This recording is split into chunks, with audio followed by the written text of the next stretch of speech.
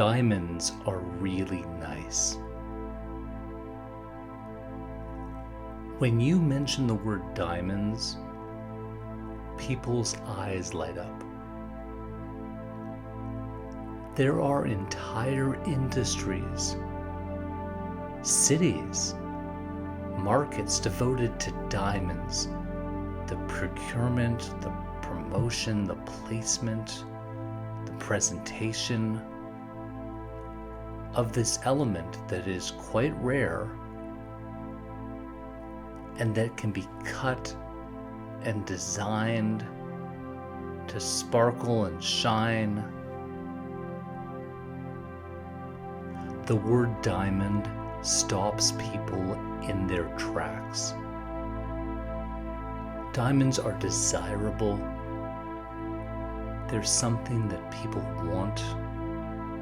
There's something that people collect. There's that great marketing campaign, "A Diamond is Forever." Perhaps one of the most memorable campaigns of all time. A campaign that single-handedly raised the value of this element to the sky. Are diamonds rare? I don't know. You see a lot of diamonds. People wear diamonds all the time. Many people who you know have diamonds, they own them. Diamonds are kind of everywhere. Or are they? There are many substances that look very, very similar to diamonds. Cubic zirconias, moissanite. To the naked eye, you can't tell that these are not diamonds. But you'll say, those aren't real. They're not real diamonds. They have different values. They have different rarities. But to the average eye, you can't tell. What does it mean to be real? To be the genuine article? And why do we want it so bad? This is Parallax.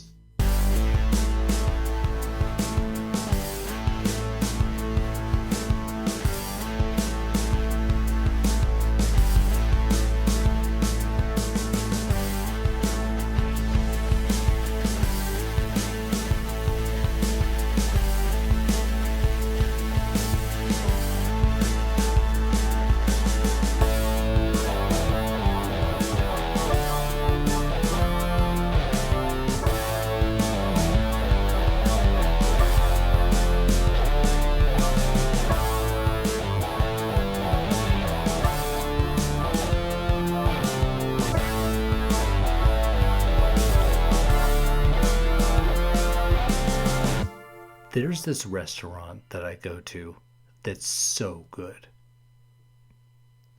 I found out about it from my wife, who was taken there with colleagues from work. It's a Shanghai dim sum spot north of the city. You walk up to it, there's a lineup out the door. You go inside. It feels like you're authentically in a spot where you're not supposed to be. There's a plexiglass wall separating these skilled artisans who are making dumplings. And it's legitimately delicious. And it's a place that really impressed me right off the bat. In a place full of really high quality, authentic experiences, this place feels like a really high quality, authentic experience. I was really impressed. And so I told a colleague, I said, you got to try this place. It's so good. And the response was, what's it called? I said, oh, it's called Din Tai Fung. And I looked it up on the internet to give the address. And when I searched for the name, a couple things came up. One was the address of this restaurant I had gone to. But then there was a link to an article and a link to another place called Din Tai Fung. I clicked on the article. It talks about how there's a fake Din Tai Fung restaurant. And it's a place that's copying all of these very well-known restaurants in other parts of the world that are called Din Tai Fung, based on a restaurant in Taipei, a restaurant that once won the award of one of the 10 best restaurants in the world. So a pretty well-known establishment. And the one that I had gone to, the one that I was so impressed with, the one that I was sharing with my colleagues, was the fake restaurant. It was the one that had this article written about it, about how there's a fake Din Tai Fung. The article talked about how this restaurant copied every single element of the well-known chain: the menu, the name, the way things are served, the specific dishes, the way the restaurant is set up. Even that plexiglass window with artisans making dumplings behind it. All of it's a complete copy. I guess they opened up this restaurant near where I live years before the other more well-known restaurant got much more popular, because that restaurant started spreading around the world. And on their website, it says, except for 2 restaurants which are not related to Din Tai Fung. The whole thing was kind of shocking, but really interesting. And we decided to go back to this fake restaurant. And just as the first time we went there, it was fantastic. It was authentic. It felt like you were being transported to a different place. The food was great. The ambiance was right. Even though we knew that it wasn't the real thing. Fast forward a few weeks. We were on a trip in Seattle, a place where they have an outpost of the original Din Tai Fung, and we ordered the exact same order we get at the fake restaurant at the real restaurant, and it was delicious as well. But I have to tell you, I think the fake was actually better than the real. All this goes to say is that authenticity is not what makes something delicious. And why does it even matter? Why do I want to be sure that the place that I'm eating at is the original creator of that concept, of that look, of that feel, of that name? It's not as if all of the thousands of McDonald's restaurants are all capturing the same ethos of the original McDonald's restaurant. Sure, they have the same logo, the same tables, the same menu, the same preparation, but something must be different. Why is it that someone can buy the franchise rights to mimic a restaurant and we don't blink an eye? We consider that mimicry to be an authenticated copy of whatever the original might be, but when someone uses their creativity and ingenuity and kind of sneakiness to copy something without legal approval, do we consider it to be a fake? What is it that makes something real? When something is copied, do we feel that it's not as good, or that we're trying to shame the owners of that copy for not giving the adequate respect and compensation? If you go down to Canal Street, you can find thousands of places to buy knockoff goods. Goods that have been copied to varying degrees of sophistication. Goods that have brand names that aren't for that brand. I think it's the ultimate sign of respect to have your brand copied. To have someone else say, this property, this intellectual piece, is so valuable that we're going to knock it off and make our own version and try to usurp a little bit of that joy. And there are different ways of looking at that purchase, even. When someone buys a purse on Canal Street with a designer logo and designer name, what does it say about the person who's buying that item? Does it say that they've made a great decision because they're a savvy customer knowing the value of a mimicry?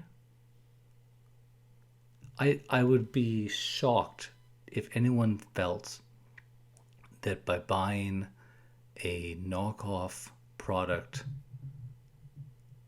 that they really felt that they were getting the real thing. But they want their friends, their colleagues, their associates, their family to believe that they are getting that luxury good. Is it a way of showing wealth? Is it a way of showing power? Is it a way of showing the irony of the whole situation?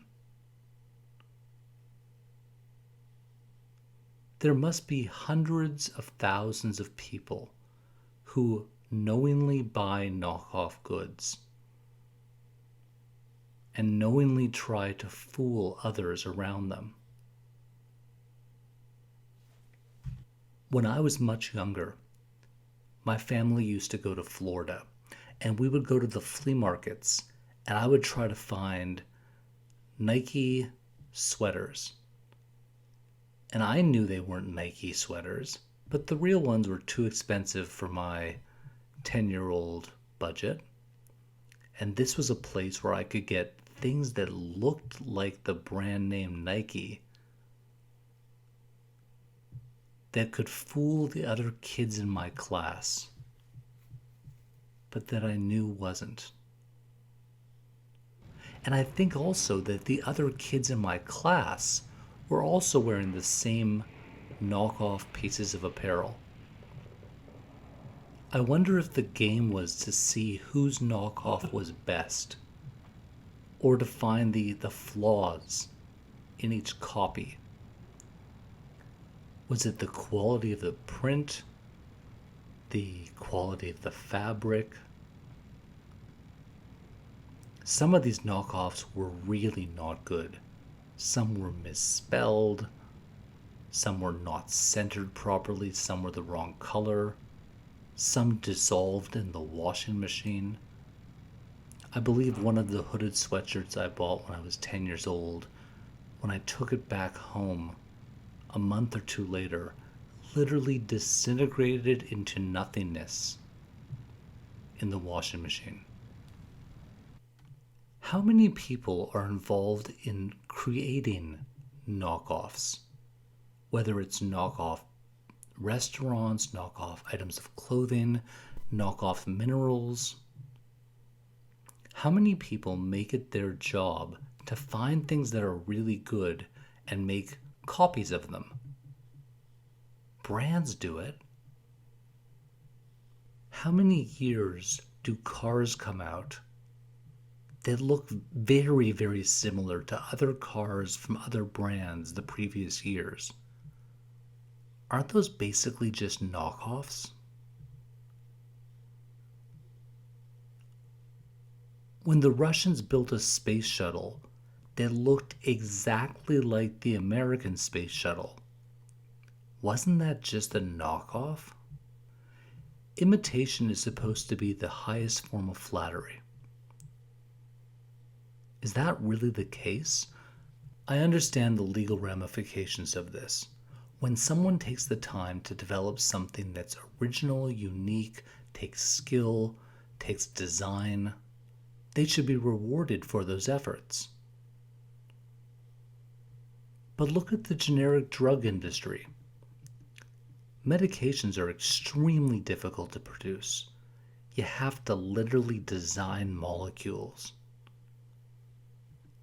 And after a certain number of years, the patent for a drug expires, and then anyone can copy it. Should the same rules apply to other elements of our society?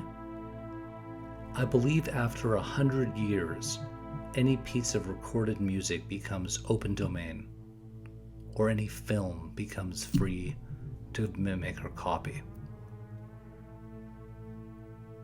Should that also happen to consumer products? After 10 years, after 15 years, after 20 years, anyone can copy it and make their own version? There's more than one way to look at this story.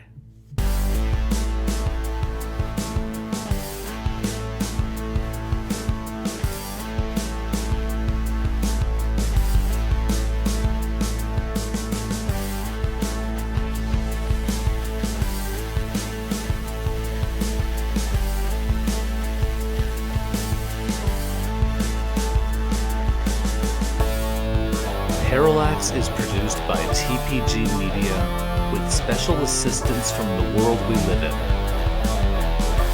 Everything is opinion, nothing is fact. Our theme music is by 3999. My name is Daniel Burkle.